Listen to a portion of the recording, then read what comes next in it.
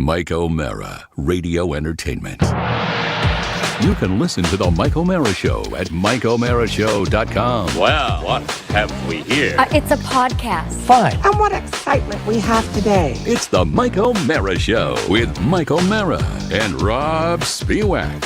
And now, here's Rob. Settle down, everybody. This is not an episode of Hicks, Nicks, Sticks, Picks. It is it's just another again. It is just another Josh and Robb Show, and a special one where we're going to go sort of behind the scenes on the podcast and how Josh and I prepare on a daily basis. And also, I want to talk about what sort of got you started in your line of work. Because, you've been at this forever. And I can explain my backstory, which is boring, but hey, we've got time to fill, so that's good. The first thing, though, the most important thing, I was dying not to text you last night, but I wanted to surprise you today. On Netflix, there is a new Hallmark quality movie that I sat through last night. I've seen the covers. I have not sat through them yet. There's two. It looks Well, like there's two Hallmark quality movies. The one I watched last night, and I said, I bet $1 Josh is watching this right now, is called The Wrong Paris. Have you seen an ad for this? Yes, where they go to Paris, Texas. Similar to those girls that went to Africa.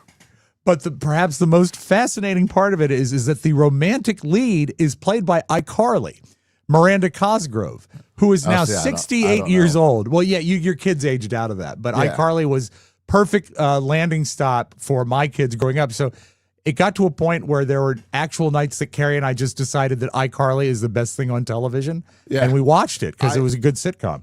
I had a show like that called Good Luck Charlie. I remember that show. Very similar. My kids, first right age for my kids, when they were watching that and Hannah Montana, and Good Luck Charlie is the one that I'd be like, this is a family show. I can sit and watch this one. Yeah. I mean, this is also before that Dan Schneider was revealed to be as creepy as he was. And I see some of the was he producer. Involved in iCarly? Yeah, he was. He's the executive producer. Not Dan Snyder. Oh, no. Well, that's Schneider. Another creep. Yes. Yeah, Schneider. I'm following the wrong creep. Yeah, Snyder is still on his big yacht. But there are some, in retrospect, weird things to see on iCarly, but it doesn't change the fact that it's a well-written show. And I'll stand by the fact that Miranda Cosgrove is a very talented comedic actress, like almost like a Lucille Ball type. She can carry sort of a plot like that. Well, I'll tell you, The Wrong Paris is on our list. We did mark it to watch. Good. It's just Kelly was away this weekend, or we would have knocked it out. Carrie was very excited to text me the new iCarly project yesterday, and I said, oh, we'll watch it. The thing that really flipped me on it is that it is about a dating show, no surprise there, called The Honey Pot. That's what tricks her to going into Paris, Texas. And the Honey Pot is The Bachelor, essentially, right? Right. And they make the movie, they tell the story, and they have all the makings of a real movie, but it feels, when they do the reality show stuff, it feels so much like a real reality show. The way it's shot and the stupid challenges and all the different types of girls. It's pretty nutty. I think you'll like it. I like it a lot. All right, I'll take a look. But only at the Hallmark level, exactly. Yeah. It's the season for Hallmark movies. Almost. Exactly. Yeah. They're jumping in. They're trying to get these out a little early. But were these Christmas themed? No, this is just a Hallmarky themed movie. But the reason that it's separate, it's a little too clever to be a Hallmark movie. Because if it was a Hallmark movie, she just would have met the Bachelor guy, right? Hated him, then dated, then married. But there's a whole path getting up to it. Why are there not? It's a blind spot on these Hallmark movies for me. Right. Why are they not centered around other holidays? Like you go home for Halloween and you fall in love with the guy and you don't know it's him because he's got the Phantom of the Opera mask. Got the mask on. I think that Gary Marshall tried holiday themed movies for a while. He did New Year's Eve and Valentine's Day, and he did all. I guess Christmas is the most marketable. Maybe that's why they're all Christmassy. I've seen, I think, a couple Halloween-ish ones. Now that we've got Netflix, it's time for. I want to see. There's probably some Thanksgiving ones in there, but they market it more as going back to meet the family and Christmas. How about this? How about this girl, this lady? She's a hard at work publisher in New York City who focuses so much on work that she ignores everything around her. And it's summertime and she realized she has no boyfriend. So she goes home to Vermont. Okay. She goes home to Vermont and she goes to the family, the big town fireworks display. And the guy that's lighting off the fireworks blows his face off. And she doesn't know who he is, but she's in love with him because they've been on some sort of app. And she sees him and she sees beyond, Right. the blown off face. There's your 4th of July Hallmark movie. That's good. See, I was thinking, I was going down the same path, New York City banker, a high up financial advisor type guy. Right. And suddenly they're both like super busy at their jobs, but suddenly they have MLK Day off because it's a bank holiday and they just happen to meet each other in the park. How about this? Too they busy both for show love. up. They show up to work by accident on MLK Day, and they're locked out, or maybe they get locked in because they're working overnight. That works too. That's right, and saved that by a works too. kindly janitor. Yeah, that would be. So That- the MLK will be your first holiday movie that you make for Hallmark. Yes. And then I'll make one that kind of a period piece, which will take place during Y2K, where they're both waiting for the computers to fail. I hate that would be a period piece now, but it would. It would absolutely would. And then I'll work on Arbor Day tomorrow. Something to do with trees. We completely went off the rails as soon as the show started. We haven't mentioned Mike is fine. He'll just be back tomorrow. Oh, that's right. He's not here, is he? Not yet. Okay. Also, speaking of podcasts, which we're doing right now, you had a podcast interview last night. Did you Yes. conduct it, or were you the guest? No, the guest. So Okay. because I do like this Orioles podcast, I get reached out pretty regularly saying, "Hey, will you come on my sports show in LA and tell me about the Orioles or Right. whatever?" Well, you're sort of And- a mover and shaker in the alternate baseball coverage because Yeah. you have so many followers on TikTok. I do. And you've got the finger on you are the ultimate fan. So you're able to speak out Well, and represent the fan base, I think. And I'm easy to get a hold of. I have a flexible schedule, and really, I just don't tell people no. Because Yeah. I know people helped me out when I started with podcasts. There's really not I much to had- be gained by saying no. I had guests know? the first year of my podcast that I look back and go, why didn't you guys say no? Like, I've there's no done reason that, yeah. Jim Palmer should have been one of my first 25 guests. That's true. Yeah. Yeah, exactly. I mean, But, Jim, come on, try harder. Well, it was podcasting was still kind of new. It's young. Yeah, I And, agree. and there wasn't competition of everyone has an Orioles podcast. So you Yeah. could trickle people into being like, well, it's media. I bet now if But- you went and searched, you would find like not just Oriole. I bet you could find 3 Jim Palmer podcasts that are just based on him because it's so niche Right. that now you'd have to go through those layers, right? That's our next spinoff. The Jim Palmer show. Yep. Okay, great. Stay I look tuned for forward to it. season 1, just his underwear modeling. How about he is an underwear model who goes home to his home in Maine during Memorial Day. And this lady that's there, she's hardworking. She owns a candle and chocolate and muffin shop. And she doesn't know he's a baseball player. But what if he meets a really old guy out at the tomato garden? Short Well, old man. Yeah, well, that will be part of it. That's the tomato garden guy guides him towards this girl in the candle and muffin and chocolate shop. We really could write a Hallmark movie in less time than it takes to No watch problem. it. Yeah, easy, Yes. easy. So you were on a sports All right, so- podcast. I'm sorry, so, very yeah. derailed today. So I got a request a couple weeks, last week probably, saying, and it's always the same. It's, hey, I love what you're doing at 336. These Right. TikToks are really great. Blah, blah. Will you come on my podcast? And I'm like, and they send me, and it's Sideliner Sports or something like that. I've Okay. never heard of it. Right. Well, who's I, heard of every sports podcast? There's 8 billion of them. And yeah. I don't care. There's some, there are some national sports podcasts. The Twitter has a decent amount of followers, and I'm just like, yeah, sure, no problem. So I'm scheduled for 9:40 p.m. because they're a West Coast show. So it's like, dinner time for them, bedtime for you. Yeah, exactly. So I hop on at 9:40, and behind the scenes, it's on Riverside, and we'll go through that stuff later. And talk Okay. about the difference of those things. But it's on Riverside, so I'm sitting backstage and I'm watching the show and just waiting, working on other things, and they're talking football, and they keep teasing a segment is coming up with a fan. And I'm like, I text Kelly and I was said, is this me? Do you think when you first hear it, like, oh boy, I'm going to enjoy this segment with a fan because I like hearing the fan, and then it starts to sink in that it's you? Oh, when I first hear it, I'm like, it's 9:40. Like, they're already behind schedule. Like, right. That must be after me. Okay, sure. And then it's 9:55, and they're still wrapping up football talk, and they're like talking about this fan segment coming up later in the show. And this is where I'm like, well, I've been sitting backstage now for 15 minutes. Right. I don't know these guys. They asked me to come on this show. How is there, before we get to it, I just have to know, you're obviously monitoring it as you're in the waiting room. It's fine. Are they like jocks, or are they more analytical jocks, or what is the tone of their podcast? Know-it-alls. Okay. Yeah. I get you. All right, good. We don't just know our team. We know every all team the teams, player. Of course.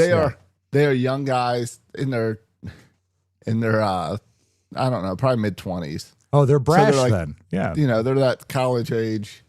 Yeah, no one can tell them anything. They've got the next Barstool. They've got it all figured out. Good for them. Right. I used to be that smart. Exactly. So anyway, so then I'm like, well, by 10 o'clock, I'm just shutting this thing down. If they make me wait 20 minutes, I don't care anymore. Yeah, exactly. Yeah. I want to go to bed.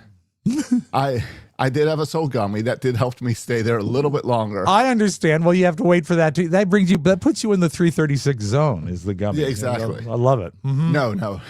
Normally for 336, do not do that because I'll forget all the stats. Okay. But as a guest, you're fine. As a guest, in fact, I kind of forgot about it. When I took the gummy earlier in the day, I forgot I had this thing.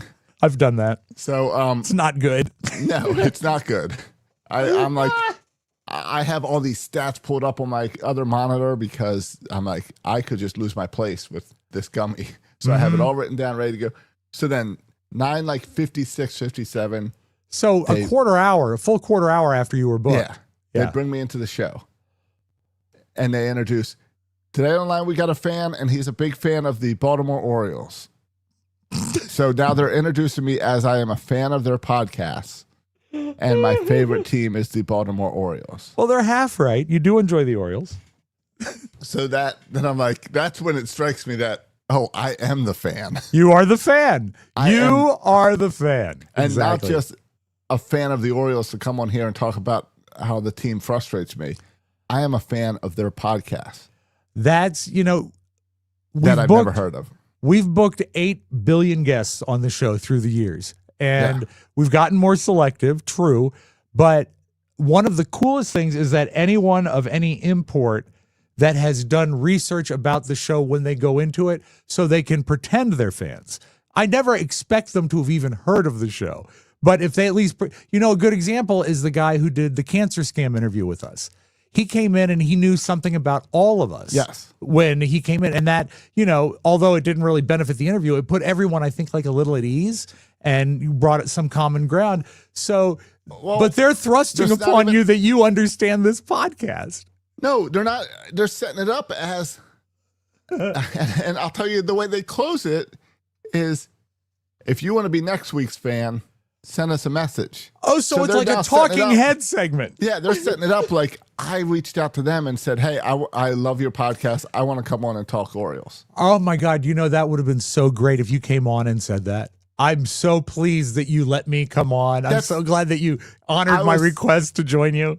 I was so thrown off because, the gummy's working, so my head's going in a different direction than what's coming out my mouth. Exactly. So they asked me to stay the Orioles. That's easy for me to talk about. So I just started going through the players and positions and how we're set up, and I'm rambling about how, like, the team is good right now, and they're like, "But you guys suck," and I'm like, telling them why we're playing much better right now, and why we're going to screw the Yankees over the next 10 days and set up. So for for next you, year. when you people that have never taken a soul gummy, which is just a gift from above, they're wonderful. Yeah. But when you take one, it's like having maybe 2.5 beers once they kick in. Yeah. And so you get into, I imagine with the amount of love you have for baseball, you can almost go into autopilot on an open question like that, right? Exactly. Completely autopilot. And the way that it works with this whole gummy, for me at least, is my brain can go in a completely different direction. Yeah. And the difference between the Soul Gummy and the 2 beers is whatever is I'm still in full control. Yeah. You don't lose like motor skills or anything. No, it's like I get more creative or something in my the one thing it'll get me if I do, as we've discussed on this show previously, the 15, I will pick up my phone to Google something and I'll be typing and I'll forget what I'm Googling. And I'll just say, I've got to almost like go backwards in my day to figure out how I got there. Yes. So I imagine that you could you're more likely to forget your direction maybe. Right. If you're on, okay. So I'm rambling on about the Orioles and hoping they don't ask me about other teams. Right. And so I'm just rambling on, and in my head, I'm processing that I have been totally screwed and set up as a fan of this show. But I know that you're a notable guy. You have your podcast, you have your following, you do love the game. Yeah. When you realize it, are you mad, or does the gummy take the edge off the anger of the fact that you were set up? Oh, it's definitely a little of both. It's a little of I can't believe that they tricked me into this. Yeah. Thinking, I guess I need to check out these podcasts that invite me. Yeah, it never hurts. It's also like there's something hilarious about it. Yeah, there is. It is absolutely. They hoodwinked you. Yeah, it makes me want to start booking guests, and then introing them as. Today on the show, we've got Stephen A. Smith. He's a great fan of the Mike O'Mara Show. Stephen, tell us about yourself and what you do. That would be so good. I would love to throw people off. Because by the time you get people, and there's some right now that are just, I've been corresponding with people that are on media tours. Yes. And that means that for the next 2 weeks or whatever, 6 or 7 times a day, they're going to do the same 8 minutes again. So if you can throw them anything that's off balance, it'll definitely put them on the back of their heels. We're going to go to caller 10 today. That's right. Congratulations, Stephen A. Smith. You've won a TMOS panini maker, and we'll have you stay on the line for us. So I answer all their Oriole questions, then they want to talk about the managerial stuff, and I send them. Do you feel you're doing a good job at this point? I've taken the show over. Okay, good. I love that. Because I can talk sports. Yeah. And they don't expect that from a listener segment that they tricked me into. Yeah, your Money Metal fan segment. Right. So I take over the hit and we're wrapping up and they're like, all right, well, thanks for joining us. Thank you for listening to the show. And we'll talk to you later. And I say, well, hold on. I said, can I say one more thing? And they're like, yeah. So then this is where the plugs get in. And I go, all right, well, I would love it if people are a fan of the Orioles, if they check out section 336. I said, it's the oldest Orioles podcast out there. I've been doing it for over 12 years. And they're like, they make some comment about how 12 years is a long time. And I'm like, well, if you don't like the Orioles, listen to this comedy podcast that I'm on, the Mike O'Mara Show, every day. It's been going on for 16 years. And they're like, 16 years? They go, we've been at this for 4 weeks.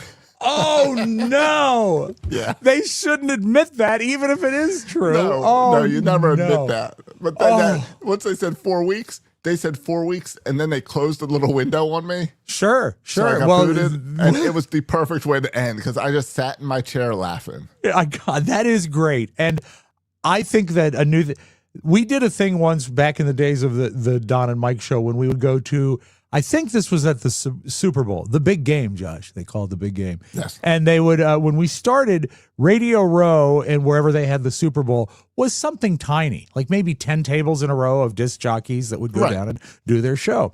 And it was even less populated in the afternoon, and we were an afternoon show. Well, by the time that the Super Bowl was really coming into its own, there was this huge, almost like a ballroom filled to the gills with radio shows. Yeah, I've seen it on TV. Yeah, and if a guest came in of any consequence, they became the most important thing in the world that they be on the show. And if you're looking at literally 70, 80 radio stations, it's hard to separate yourself and get the guest in. So, and that's when you'd have to like yank them out of the hall. Sometimes. Right? Now we did have an in back then with Rudy Martzke because he knew everybody. Okay. And he could escort them to our table and escort them out. But the problem is that the guests became really reticent to come into Radio Row because even if they were just going to do one interview, they were going to be pulled in every direction trying to everyone get wants out. them. That makes sense. So our angle was, I believe this was my idea. It's not so brilliant that I'm going to claim total ownership, but as we finished interviews with people, and here's the quality of star we were getting, like Jesse James, the not the gunfighter, but the motorcycle guy. Yeah, the motorcycle guy. Yeah, he was dating Sandra Bullock at the time, so he was a hot deal. Okay. But we'd finish an interview with, say, a Jesse James and say, "Thank you for coming on. How would you like us to make out your autograph photo?" And we'd make them sit there while Don and Mike would autograph a photo and give it to them. And now they gotta walk away. Yeah, and they at gotta least carry it till they get to the trash can. exactly until they're out of Radio Row. They have to hold an 8x10 of the show.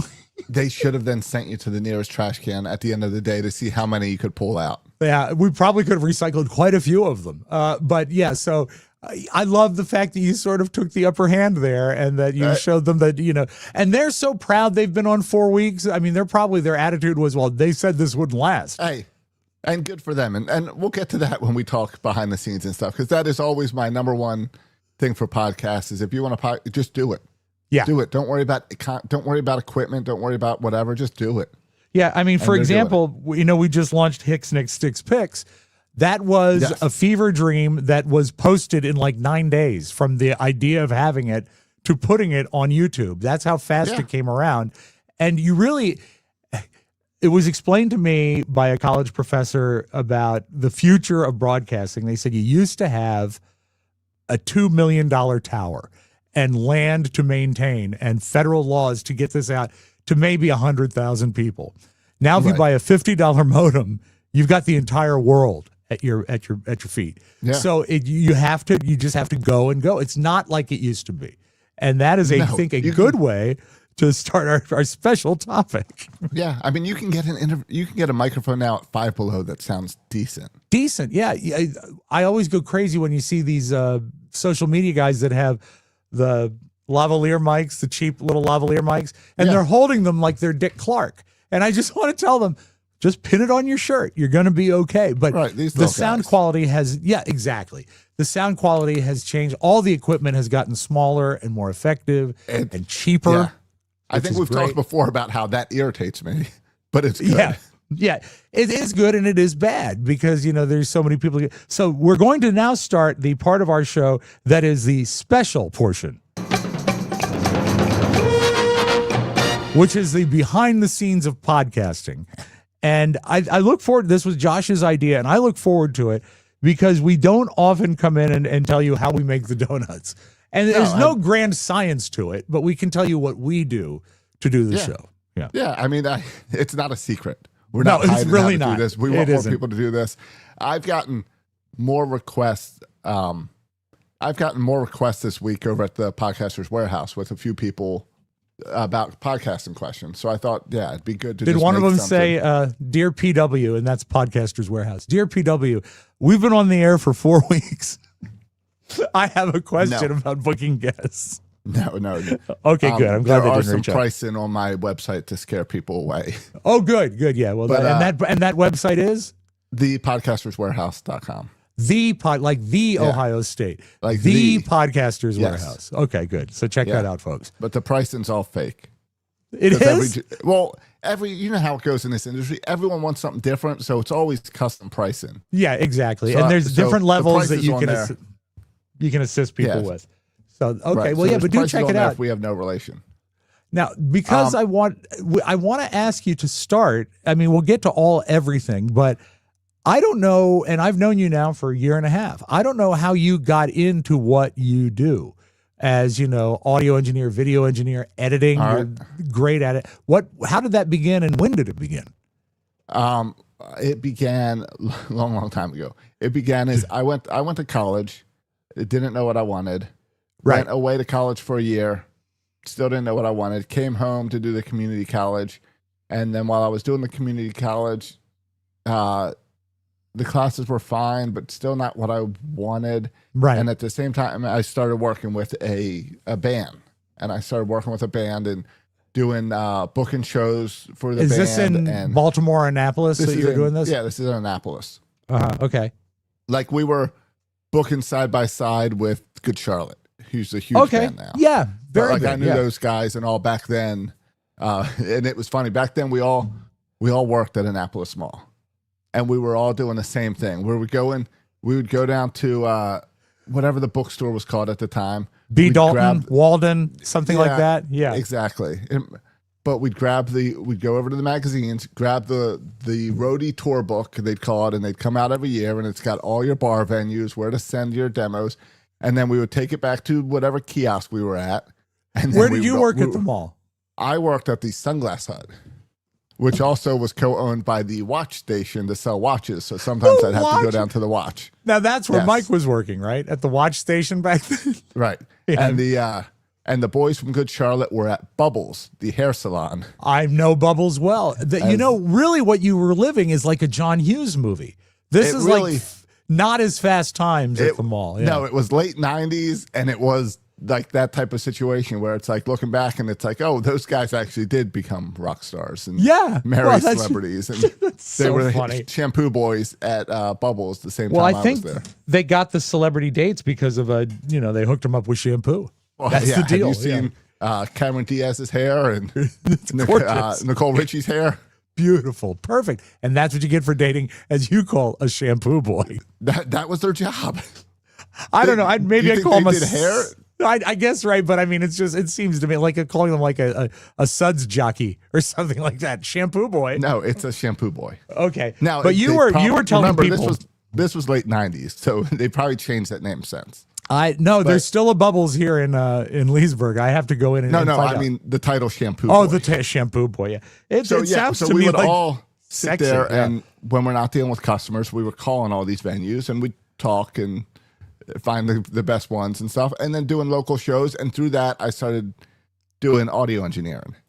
And so that's where when you were were getting the bookings, what was your main involvement? Just like a management sort of liaison for the band and the venue? I did management and then all the audio engineering stuff. for the Okay. band. And no better way to learn audio engineering than to go into a dive club and deal with the equipment it's dive they've got. clubs, and it was a Christian band, so it was a lot of churches. Mm-hmm. So churches have nice sound systems, and they let anyone run them. I was going to say, because they're not dealing with spilled beer and cigarettes in most Right. churches, so the audio equipment is probably in better shape. So you mostly learned on the job. So I and then because I love that, I then went to school for audio engineering. Well, where did you go? And I went to the Omega Studios School for Recording Arts in beautiful Rockville.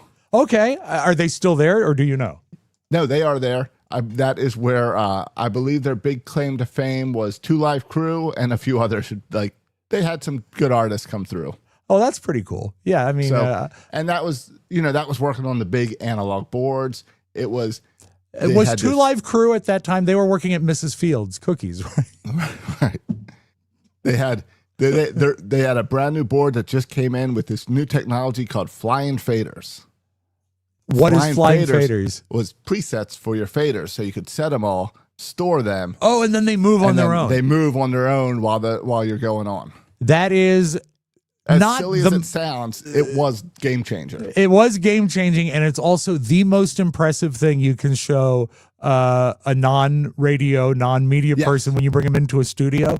And if you do that button and you do the preset, they always their mouth is agape. They think it's the greatest thing in the world. It's like a player piano. Yep, it is. It's Where so a true. player piano, everyone's impressed. Modern player pianos, the keys don't really do anything. No, they don't. But it is. I do love those flying faders, and they've actually simplified it now. For example, the boards that we use, they have 8 billion presets where it won't move the faders, but it will remember all your equalization, any settings like that.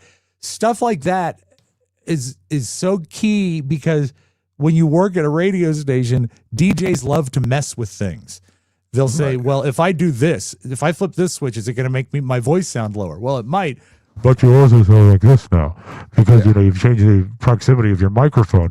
So I remember that they had actually switch plates that they would put on the back of the microphones at WJFK so no one could touch the switches without taking out 4 Phillips head screws. I've installed so many of those things. Yeah. Yeah. It's have great. to. You have to keep them So- consistent. Yeah. Yeah. So I went to school for audio engineering, and then that got me a job designing and installing sound systems, and things just progressed. And then I got into podcasting because Oscar needed help.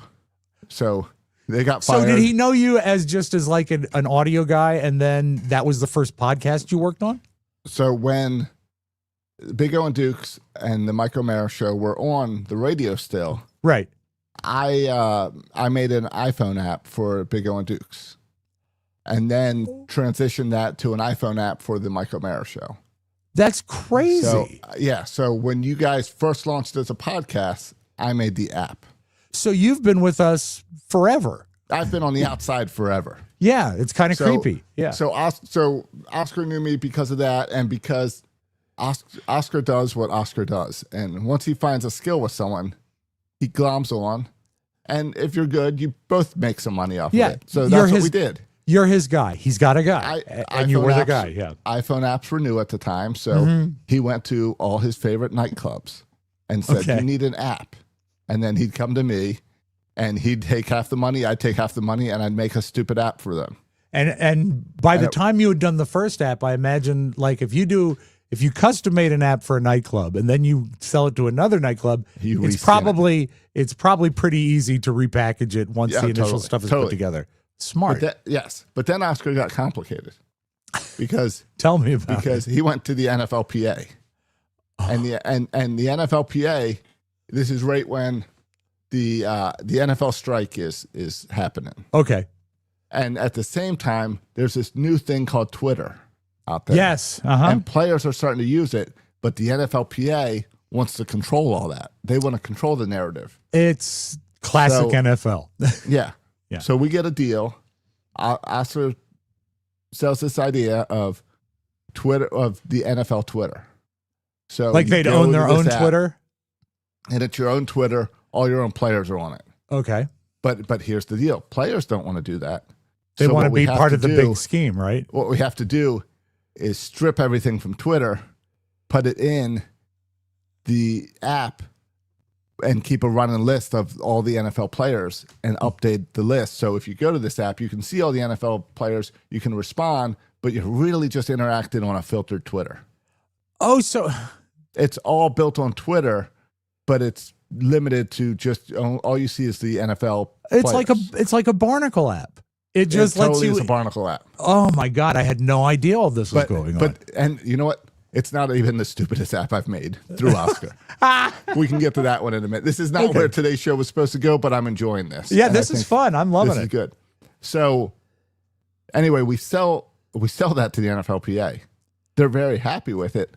We both make good money. I take my check and I go buy a Vespa cash with my NFLPA money, which was That- the best decision I could ever do. That's so great. What color? Red.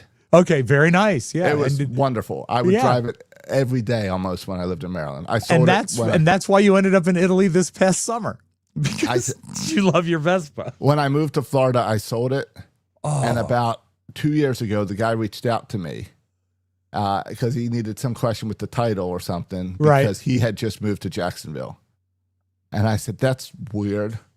I said, if you ever decide to get rid of this, call me because I want it back. Oh, that is so But cool. I haven't heard yet. That is really neat that So- you were. I mean, I guess we've all fallen into some money and you just go on and spend it right away. But that's a valid thing to spend. Well, it that on. was That's cool. That was one where it's like I had looked at him for years, and I was at the same time I was working at a church, which was like a mile away, and it was the perfect commuter vehicle for that. Sure, So it just all lined up, and it was awesome. that's very cool. That is. I had no idea. I love But- that. But let me tell you about the stupidest app. Well, before I just got to know is the Barnacle NFL app that's no longer in existence? I have to imagine. No, it burned out after about a year because Twitter blocked things, and then the NFLPA said, "Oh well, Twitter's fine." Yeah, I mean, It's the whole notion that it would that anyone could think that would be okay is. I mean, I'm glad you did it. I'm glad you got your check, but it is a little bit of a parasitic Yeah. relationship. I was very clear that it's like I don't think this is a good idea, but if you guys want it, we'll do it. That's right. And- Okay. And the next app, even bigger. I kept saying this doesn't make any sense as an app. Okay. What was it? All right. It was, I forget what it was called, Okay. I would have looked it up ahead of time. This is a time where texting and driving was suddenly a big issue. Right. I remember when it came around. Yeah. So people were trying to figure out how to fix that, and Do Not Disturb did not exist on your phone at the time. Yeah, I remember I actually went to Todd Moore with an idea about Do Not Disturb for the iPhone, and he said, no, it'll never work. And it came out on the next update. But anyway, I had the idea of, I said, this would be really easy to do. Yeah. But anyway. Well, it was probably, it wouldn't work as in, they didn't allow coders to that part of the phone. Oh, okay. All right. Well, it's still my idea. I guess it's a great idea. Thank you. So let's see. This was around 2010. Okay. I think, because I was just looking, because Oprah is doing a no texting campaign at the time. Okay. So I love the company you're running with. I mean, it's the NFL Players Association. It's Oprah Winfrey. It's not like you're starting at the bottom and working up. You're there. Well, come on. This is all through Oscar. This is how Oscar rolls. You know that. Okay. All right. You've been around. I was trying to find it with a quick Google search, because what I remember is it got featured by Oprah Winfrey. It was not created by Oprah, but it was in Oprah's magazine and featured and recommended by Oprah. You get an app. You get an app. You get an app. How did it work? That's the embarrassing part about how bad it was. Here's how it worked. All right. Remember, there was no Do Not Disturb back then. Exactly. So what you did is you went in there and you created groups, and you said, here's my family, here's my employees. Uh-huh. This was created by a guy hired me to create this. All right. Because he had a bunch of employees, and they would keep bugging him while he was driving. Okay. So you would make your groups: family, employees, VIPs. Yeah. You put all those in. Then when you get in your car, you open up the app and you press Do Not Disturb, and then you choose who you want to not disturb you. So you would choose Do Not Disturb Me families, Do Not Disturb Me employees. Right.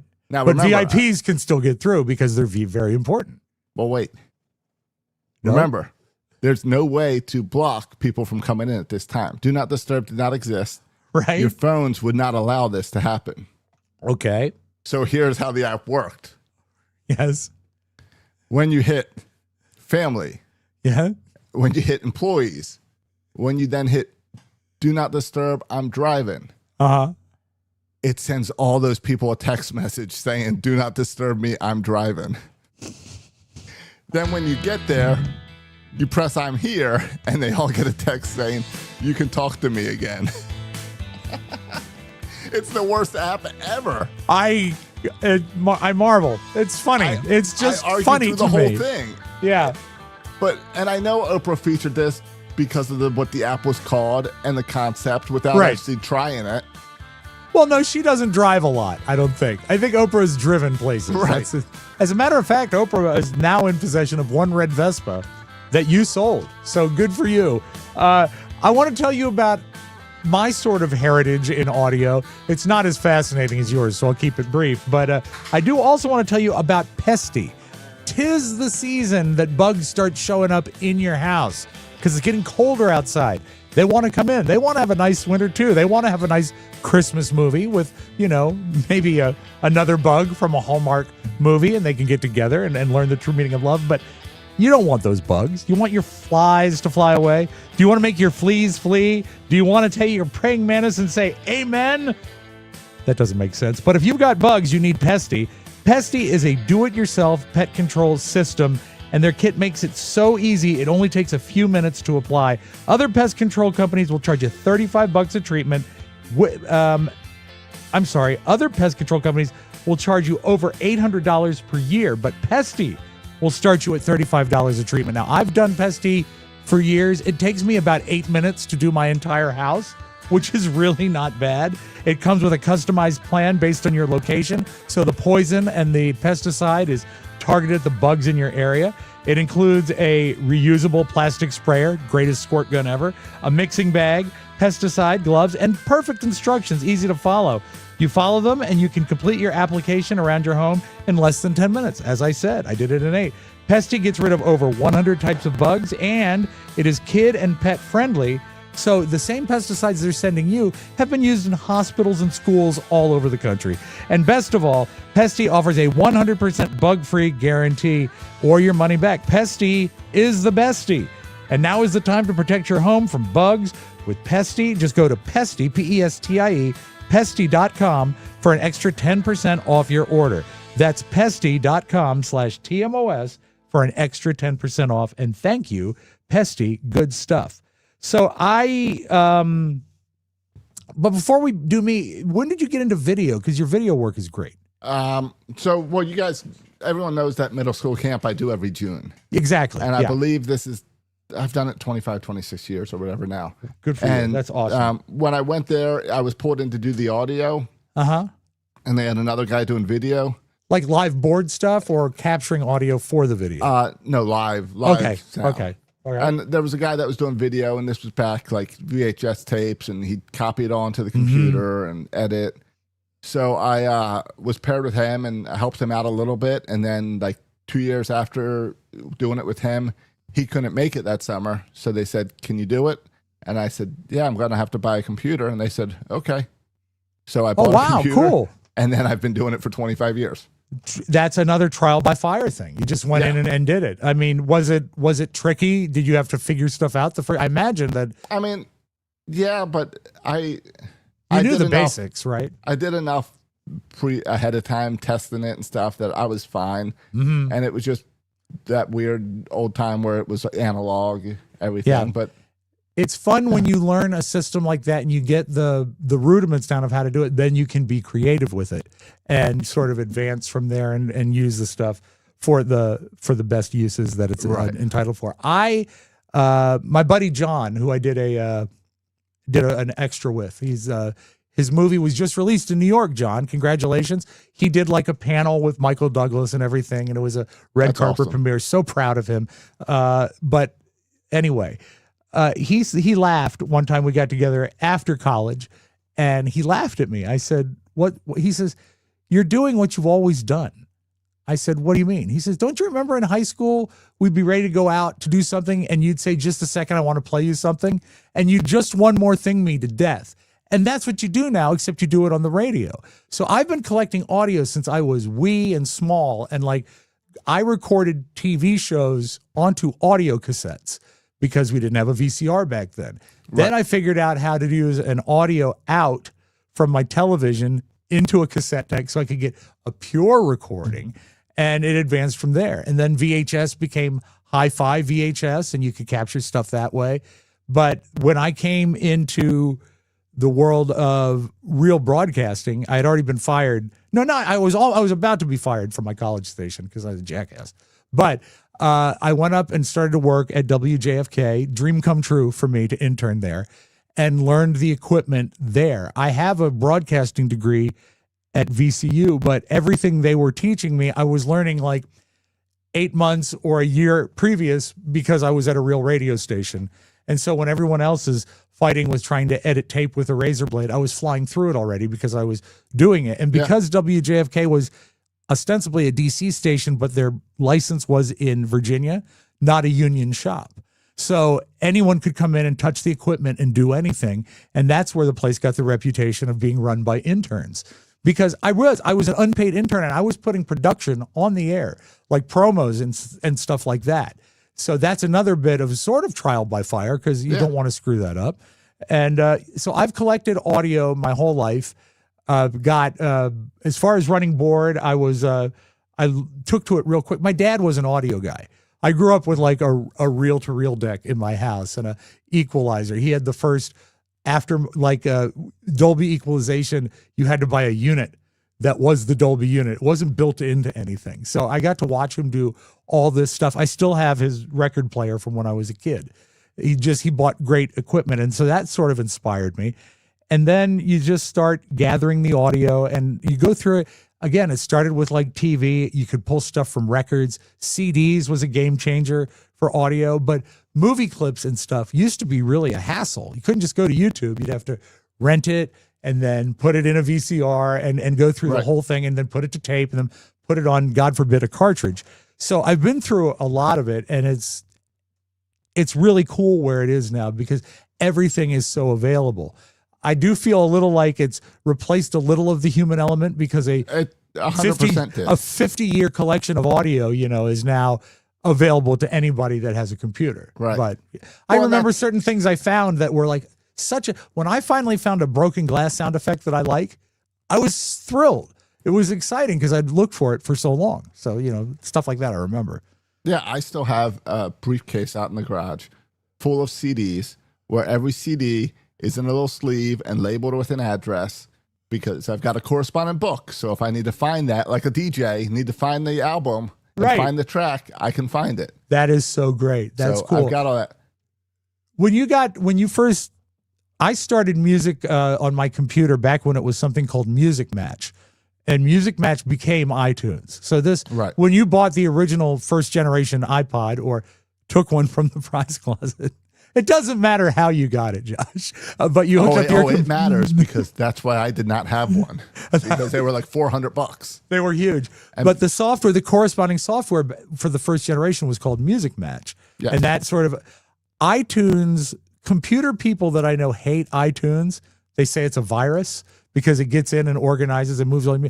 I love it. I think it's great. I think it's really modernized the way you can put together virtual music and you can meditate and stuff. It's laid wonderful. The foundation for all the streaming sites. Exactly. It did. So that's an awesome thing that did it because all my other stuff is alphabetized perfectly. You've seen my basement. It's really an OCD nightmare / dream. But the fact that you can search stuff on your computer to bring up music is an absolute game changer because I was the on-site producer for the Don and Mike show. I had to know where all of those 5,000 tape cartridges were, and I had to find them and grab them. And look at a cartridge, if you don't know, folk, here's one. It looks like an 8-track tape, and it's just a long loop of reel-to-reel tape. But everyone would hold one sound. So every time you heard one element on the Mike O'Mara show or the Don and Mike show, it involved physically grabbing a tape and putting it into a machine. But enough about me. You reminded me about early radio.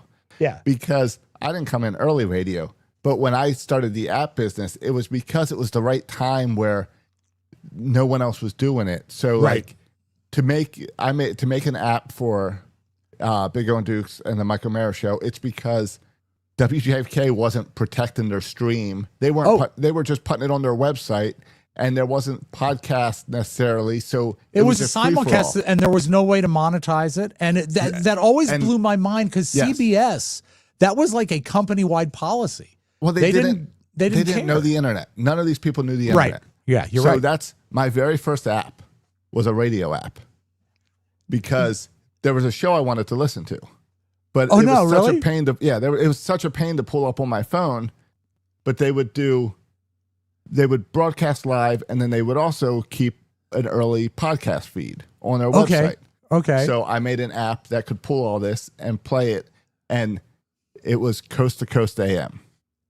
No kidding. Yeah. So I made an unofficial app, not connected, didn't ask permission. So I made this app for them. Well, not for them, made it for myself. For yourself, exactly. It was a selfish app because I wanted to easily be able to listen to this. Uh-huh. So I made it where they were selling their archives at the time. Okay. So I made my app so that you have to log in. And the reason I did that is because I had an account, well, my brother had an account that I would use to log in. Yes. So no, this is all good. So what I did is I then put it up on the App Store. Because that's how you got it on your phone. Okay. And lots of people started using it. So then I put ads in it. And then I started making like $150 a month. Wow. Off this Coast to Coast app. Because you built something for yourself and now you have this found money. Because other people wanted it too. So it's this suddenly found money. So Coast to Coast reaches out to Apple. And wants Apple to shut it down. Apple says, I don't know. Apple says, Apple emails me and goes, there's nothing wrong with your app. You didn't use their logos. You're making sure everyone's logging in. It's fine. Can you just put something on there that says you're not affiliated or you're unofficial? So I update the launch screen so it says an unofficial app, and then it shut them up. And for years, I would just make $150 a month off this app that I never updated, never did anything because it was a selfish move for myself. I love it. And I love the fact that calling it the unofficial gives you sort of a little bit of a gangster quality.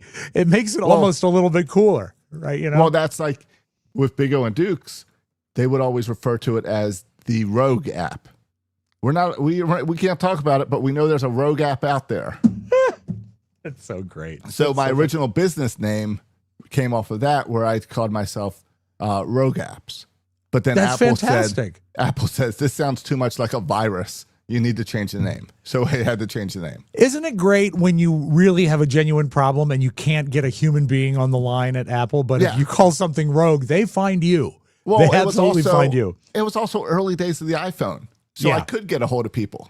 That's true. That's true. I got a letter from Tim Cook once. Not Tim Cook, Steve Jobs. Yeah, okay. I got an email from Steve Jobs once because back then you could. Yeah, it's so true. And it's funny the changes I think that we've both seen over the past 20, 30 years from different lenses because, but we both sort of came up at about the same time, which is cool, but it is not what I don't want to say it's not what I signed up for because I wanted to be on the radio. It's just evolved. I don't know that I could be on the radio now unless it was something like a KCJJ where it is like a standalone station. Yeah. You can't. It's control now. And I don't know at what point, I guess with Sirius Update and keeping Howard for more years, that's going to lock that in.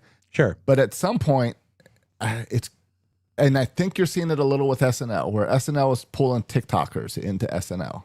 Yeah. I think you're going to see podcasters try to get pulled into radio. And I don't think podcasters can fit into that constraints of radio. You can't. And it's because radio is at its best when it's local. It's just, that's the way 100%. It is. And because you can serve a local, and again, I'll bring those letters up again. KCJJ has never been anything but a local station. They serve their area. Except for us. We're not local. Well, no, but we're aware of the locality. Yeah. And podcasters are built on the notion of worldwide coverage. They couldn't micro-focus onto one area and be successful in radio. The only way I think radio can save itself is to go back to being local. Section 336 is pretty local. Yeah, well, that's true. Sports talk, you can get away with it. You can get away with it, but know that, baseball is a worldwide thing. Right. I'm sure you've got listeners all around the world. We do. Yeah.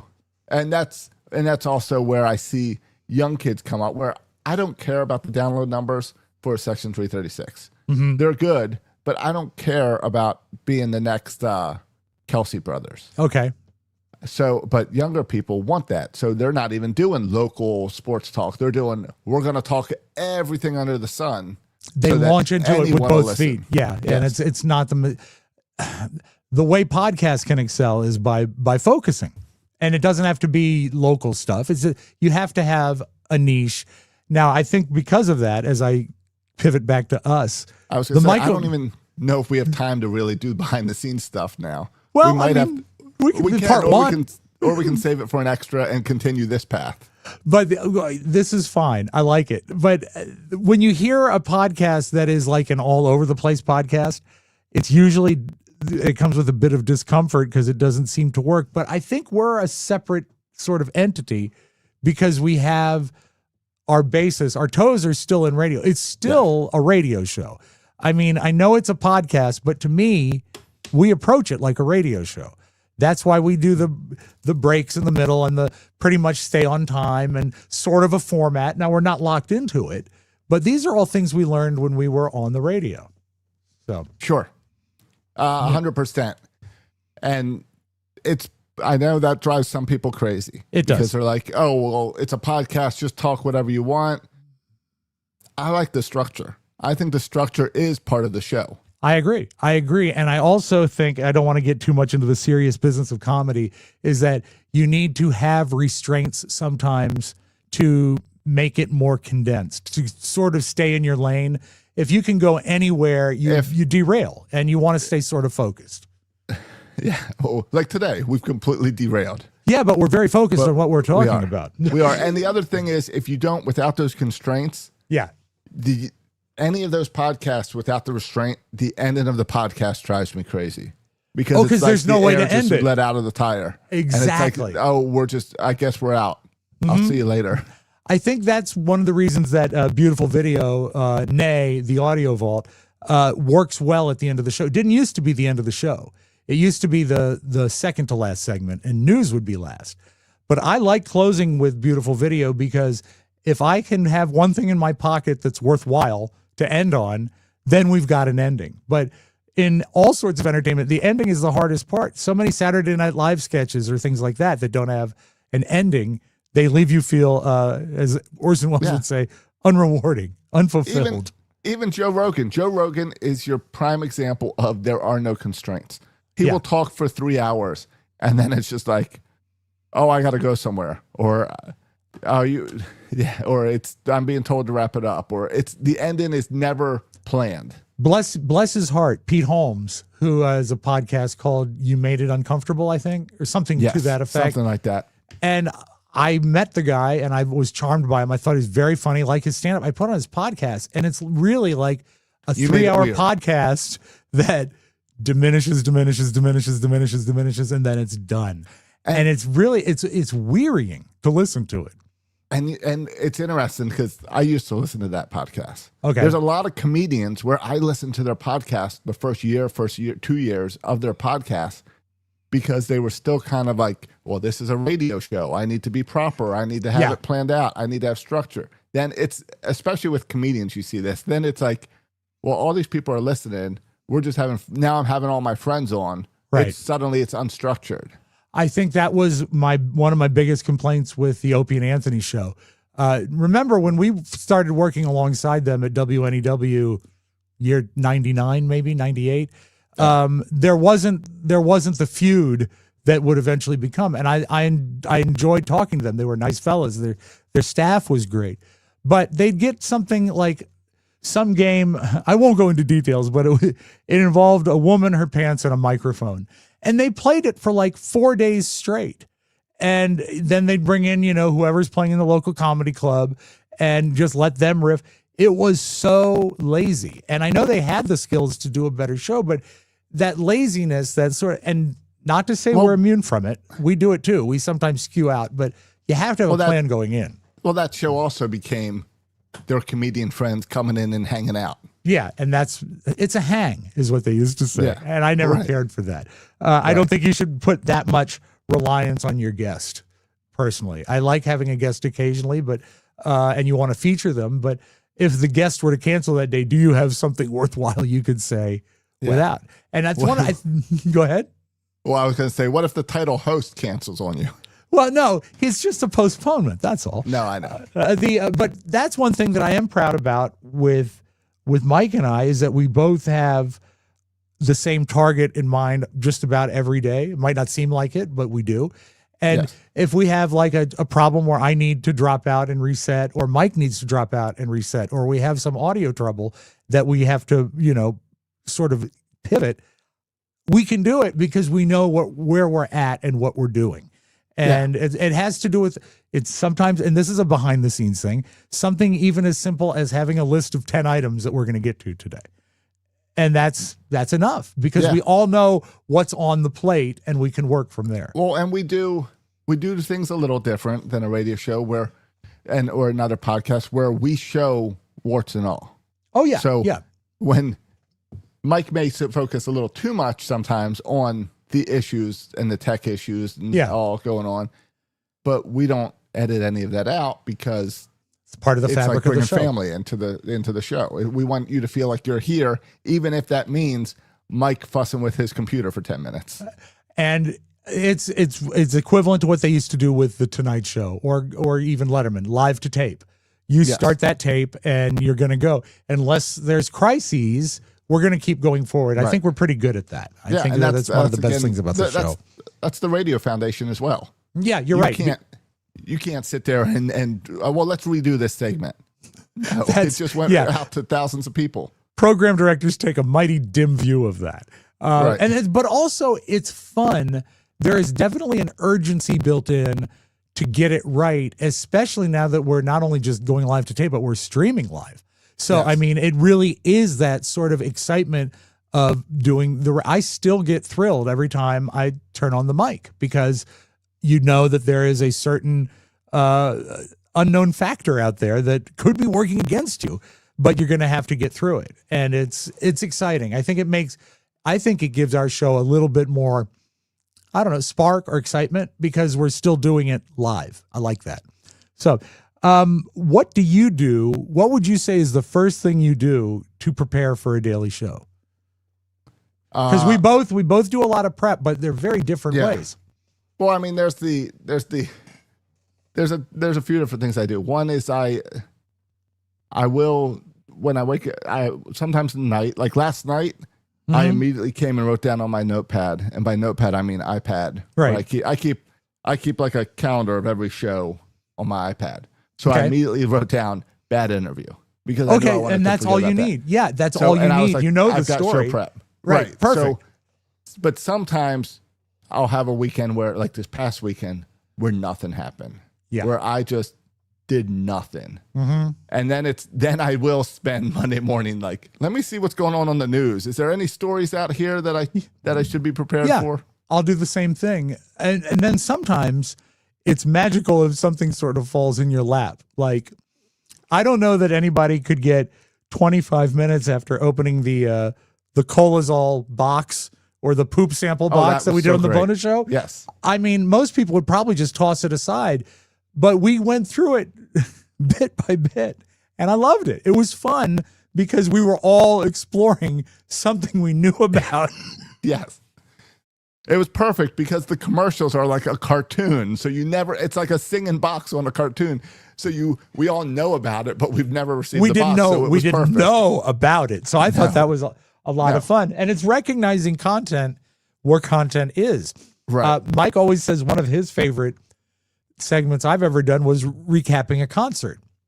Yeah. And I mean, what is there to say besides, well, I went to a concert last night. Music was good. Band was good. Okay. Here's the latest from Taylor Swift. But he let me go through it song by song. And it was a Ringo Starr concert. And I was way, way into it. And there's juice. I hate to use this phrase, but there's juice in that fruit.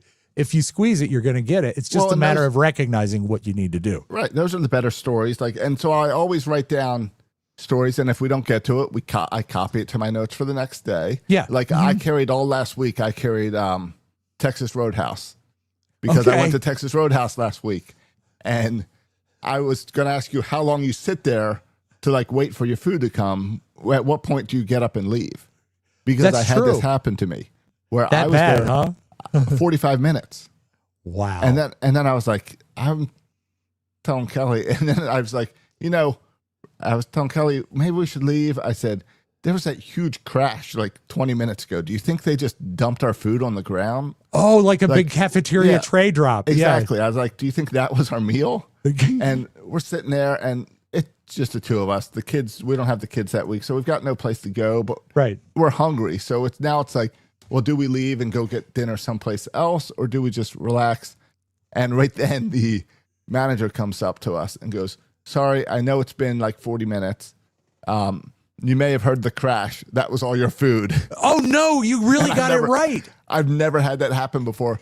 And she said, but we're going to cover all your bill. Don't pay anything. Oh, well, so then it was like, well, now I'll sit here and wait another 20 minutes. They made good on it. Yeah, I didn't know that. But yeah, there are certain bits but it's a stupid story like that where it could have led to a conversation that I'll just write down.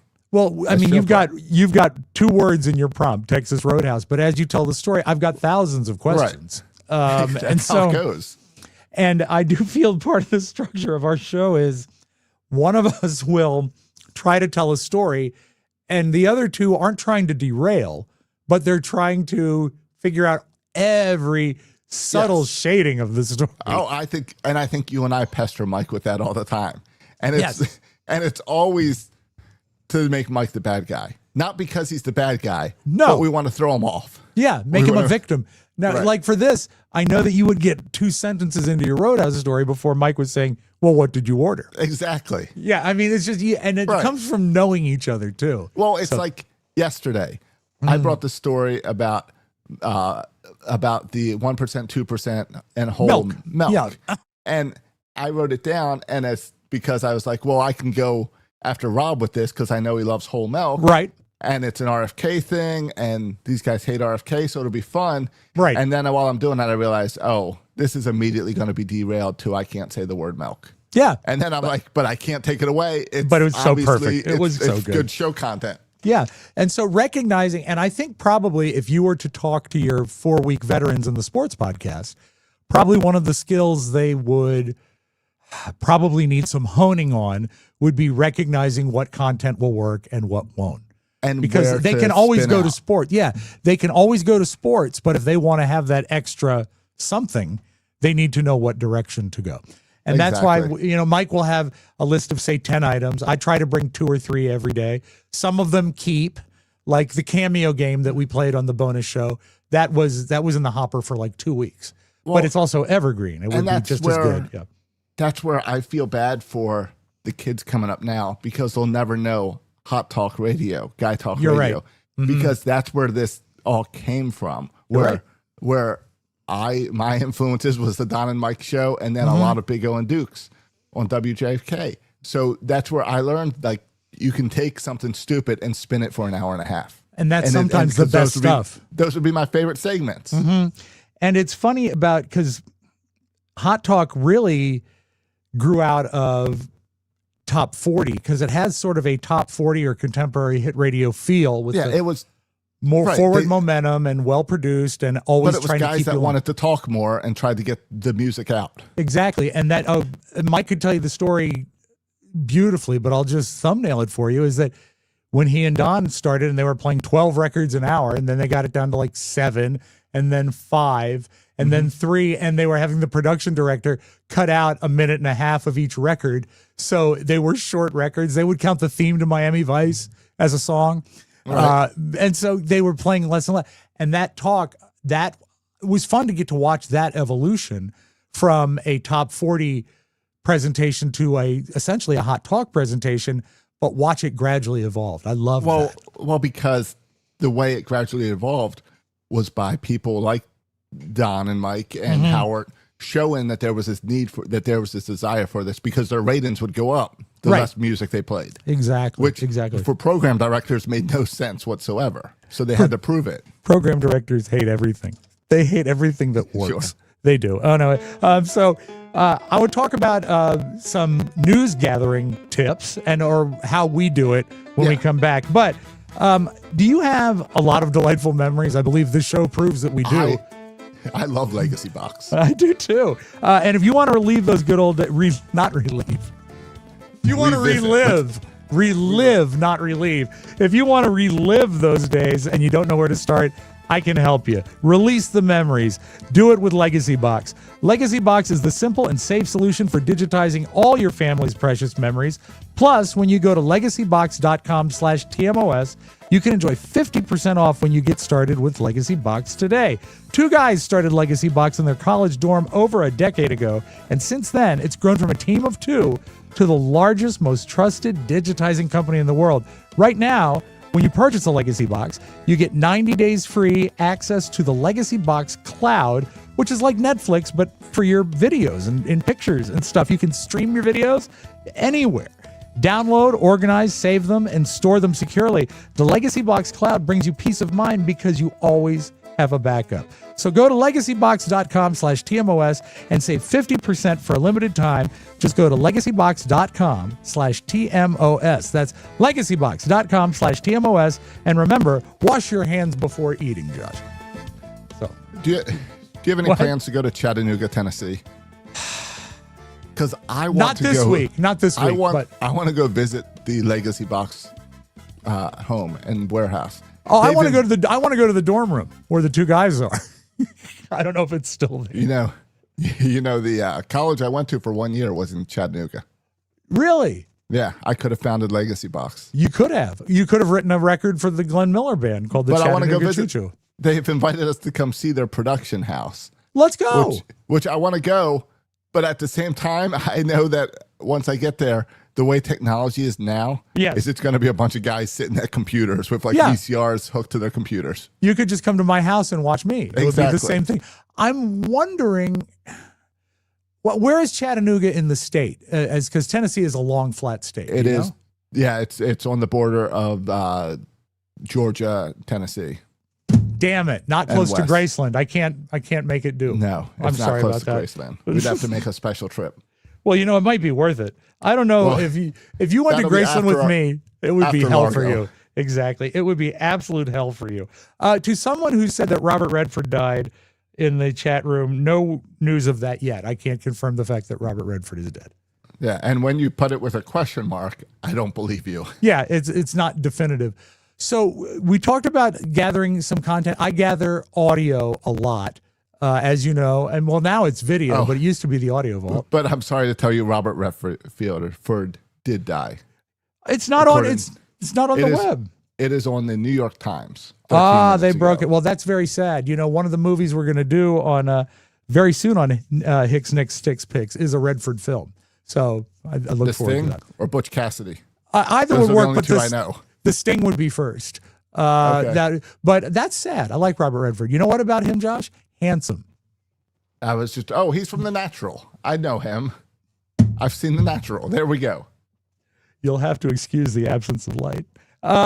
So as far as audio, I spend a lot of time scrolling the TikTok and the Instagram because that's where almost everything is now. There's too much Now I to will send cover you stuff yourself. I'll send you stuff on occasion, but then I feel like such a rube sending you sound, sending you video. Because No, I'm you like, shouldn't. How many listeners just flood you with video saying All this the would time. be perfect? All the time. But you know what? I will never diminish or discourage it because there's going to be that one time, and it's happened, where I get a piece of tape, video, or audio that precedes it going wide by like 36 hours.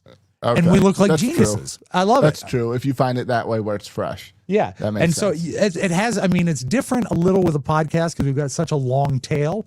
Right. And that people, they might hear today's show in 2 weeks and it's not fresh anymore.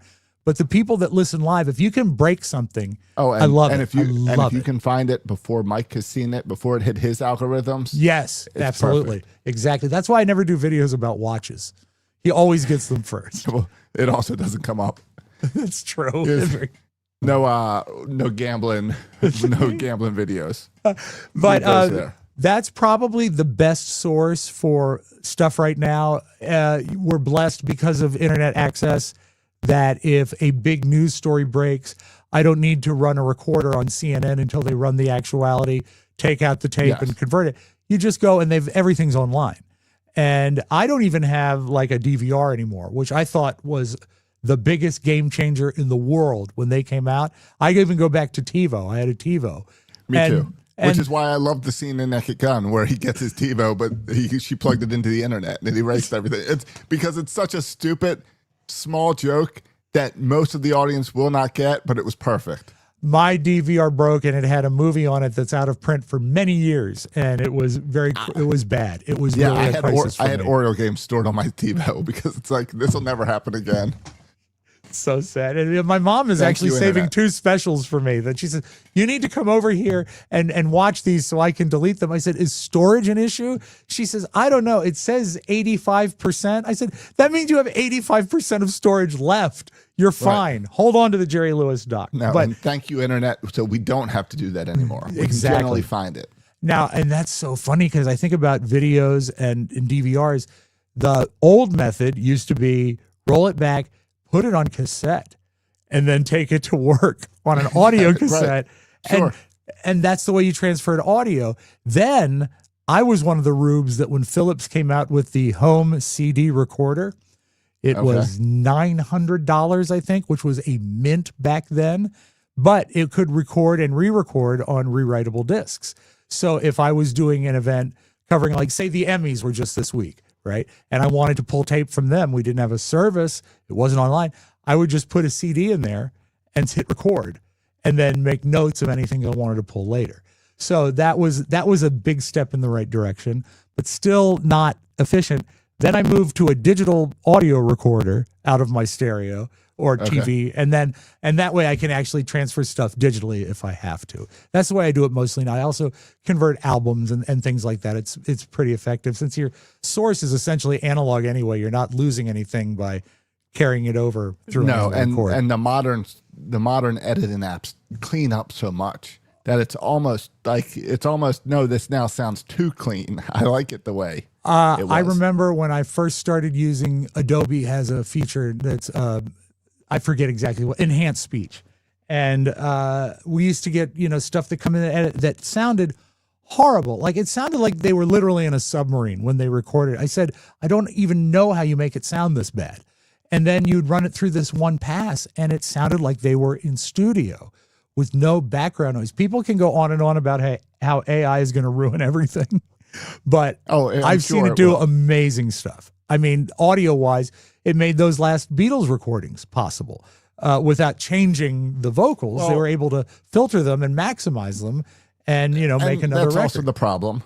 It's also the problem is now AI can remake any voice. Yeah, and make you say whatever it wants. That is, and that is frightening. Especially in a world where it's like everything is trying to manipulate us nowadays. Either side you're on. Unless I see a byline like CNN or The Post, I almost go by every news story on my feed now because I doubt it. I doubt it. There's so much fake. And how many movie posters do we have to post of fake sequels to stop? How many do I have to say, block it, and this is fake? They're not making a Twins 2 with Arnold. Well, I think also you need to keep Robert Redford won't be making any more movies, so ignore all of those posters. Right. Anything now is AI, Robert Redford. So this actually came in the mail this week, and I wanted to talk about it. As far as booking guests, it has gotten impossible to book A-line guests because there used to be you were competing with maybe 3 networks and a couple TV stations, and now there's 8 billion podcasts. And every TikToker. Yeah, that's true. And so you have to sort of look right. This is one of the worst. It's a service. It's free. It's the Radio TV Interview Report. And what they do is a lot of things that are adjacent to famous people, but many people just put in here that they want to talk to you, and they publish themselves. For example, how's this for a great headline? This animal doctor can share how chiropractics for chicken can help prevent bird flu. Rob, if you doubt me, there's the chicken. No, I believe you because I've been playing with this idea of just a new podcast where it's just Josh talks to people. I'd listen every day. I'd listen. And because the angle is there are now people out there who, because of self-publishing and everything, everyone's got a stupid book, and they will now pay you to come on your podcast. Yeah, so my thought was I could make this Josh Talks to People podcast and just book whoever wants to pay to come on this podcast, and I will interview you about your chickens. I think, but also I think for that podcast to work, there has to be a certain air of disinterest on your part. They can say whatever they want. Like a Between Two Ferns type situation. Yeah, or that lady that interviews people when she's laying in her bed. We saw her with Drake last week. But just sort of a very low key, and then we can know about chicken and chiropractic. Or who's that comedian, Tenga or something where she interviews people, celebrities that she doesn't know, and her booking agency will set up like a celebrity that everybody in the world knows, but she doesn't, and she has to try to figure out who they are. Yeah, I love it. I think that would be good because there is amazingly, I think, with the preponderance of podcasts, you can write that phrase down. With the preponderance of podcasts, people are saying, hey, I can be on the radio. Right. And that, and you're this chicken chiropractor. You say, this is all about it. There's maybe in this monthly thing, maybe one decent interview that will jump on it every 6 months or so. You can also, if you want to know about booking, I go through all the publishing websites. Books, authors are easier to book than movie stars. Even if it's a movie star, is a pain. You get all the access, you get all the contact information. They don't call you back. Well, they don't have, and I don't fault them. It's that they don't have anything to sell. But if they've got a book, then they're motivated. Even a movie star will promote a book. We got to a point where Bill O'Reilly was calling us because every time he put out a book, Killing Lincoln, Killing Washington, whatever, he knew that he'd get 25 minutes with us, and he liked the host. Mike ran out of stuff to talk to Bill O'Reilly about. We had to turn him down. But they really do get hungry for Tucker stuff. keeps calling. I keep turning him down. Maybe you could put him on the other one. Yeah. Josh Talks to People. Josh Talks to People. You can tell my podcast names are very straight to the point. Exactly. Like Josh and Rob watch movies. Let's just go straight to the point. It is. Forget It's all like these silly names. The declarative statement at the front of an essay. But it's also you're seeing people like Don Lemon, Megyn Kelly, Tucker Carlson that had huge followings on TV now out doing their own thing, which makes it way harder for us. It does because they've got the name of record. And I listen to big, powerful pro podcasts, and I marvel at sometimes how bad they sound. Just the actual audio sounds bad. And you would think they would be able to do something better than that. But again, everyone, and then also there's the sort of like the 5 or 6 episode threshold when it's someone with name recognition says they're going to do a podcast and then they stop. They run out of stuff to say. Yeah. Which is always disappointing. Which goes back to the beginning of this podcast. Just do it. Yeah. If you want a podcast, just do it. Over 4,000 episodes of this podcast, counting the bonus stuff. And we've never run out of anything to say, which I think is nice. No, and we didn't get to any of our notes for today. We didn't. Let's see. So That'll be an extra. Yeah, we'll encapsulate. Just remember this: Rode, iPad, soundboard for podcast. That's all I have for you. And Adobe. Adobe. Oh, Adobe is great. But yeah, that's it. And thank you for joining us. Perfect show, Josh. It was great. No, I really did enjoy it, and we will do a bonus where we get. I think if we got too much into the nitty-gritty of equipment, it might be off-putting for people that are just tuning in for conversation. So we will get into the nitty-gritty, and we'll do a bonus in the very near future. Yes. And apparently my microphone is popping. Mike will be back. I apologize for my popping microphone. It's you won't hear it in the recording. It slaps. That's what they say. They say it slaps. Buy the cookbook. Come on now, guys. You can go to MikeO'MaraShow.com and see all our merch there. Do we have any beach towels left? Oh, we've got beach towels, pickleball paddles, and really cool fridge magnet like beer openers, bottle openers. Every time I go there, there's something new. But I think the most important thing, what with the holidays coming up, go ahead and grab yourself the Mike O'Mara Show Family Cookbook. The recipes are being finalized. Really good stuff. The real fruitcake recipe is in there. Jimmy's wings and Maddie Masiello's tiramisu. She wanted to do something with cheese, but she went with tiramisu. Bless her heart. Well, maybe it's a cheese tiramisu. Well, it has mascarpone cheese in it, so you know what? Everybody's happy. We'll be back tomorrow at 8 a.m. We did roll early today. Thank you for people that found us anyway. We'll be back tomorrow at 8 a.m. Mike will be back, and we look forward to it. Josh, this was a lot of fun. Thank you so much. It's great. And let's see. You know what? I did a mistake here. I meant to play this. When you're juggling two iPads, you're juggling two iPads. It can be tricky. All right. So long, everybody. Bye-bye, Josh. Tip.